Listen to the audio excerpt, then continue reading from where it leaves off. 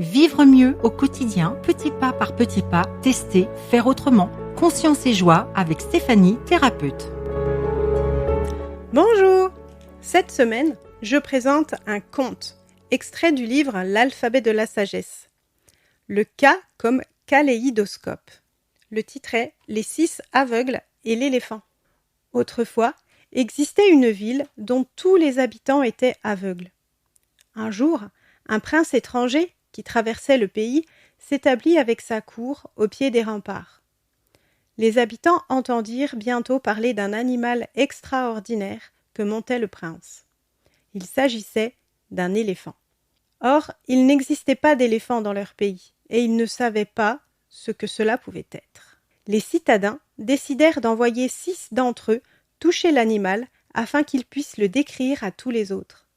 À leur retour, les 6 aveugles furent accueillis par la population, impatiente de savoir à quoi pouvait bien ressembler un éléphant. « Eh bien, dit le premier, un éléphant est pareil à un grand éventail rugueux. » Il avait touché les oreilles. « Absolument pas, dit le deuxième. C'est comme une paire de longs os. » Il avait touché les défenses. « Mais pas du tout, dit le troisième. Cela ressemble à une grosse corde. » Il avait touché la trompe. « Mais vous dites tous n'importe quoi, dit le quatrième.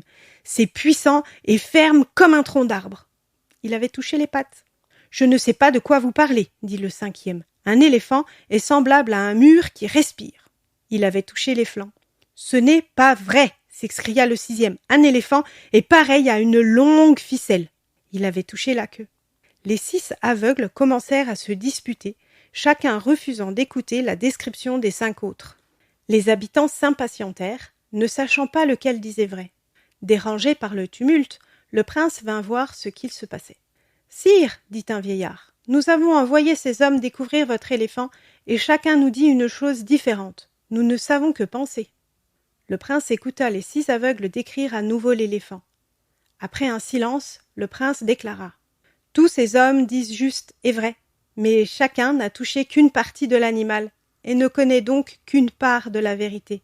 Tant qu'ils penseront être les seuls à avoir raison, ils ne connaîtront pas la vérité tout entière. Les différentes couleurs du kaléidoscope ne s'unissent-elles pas pour former un seul et splendide dessin ? » Le prince décrivit alors l'éléphant en rassemblant les 6 descriptions, et les habitants de la ville surent enfin à quoi ressemblait l'extraordinaire animal. Petit pas par petit pas, je teste par moi-même et j'ose faire autrement. Et vous, c'est quand ? Testez et vous verrez. C'était Conscience et joie avec Stéphanie, thérapeute, à réécouter sur Radio Brest.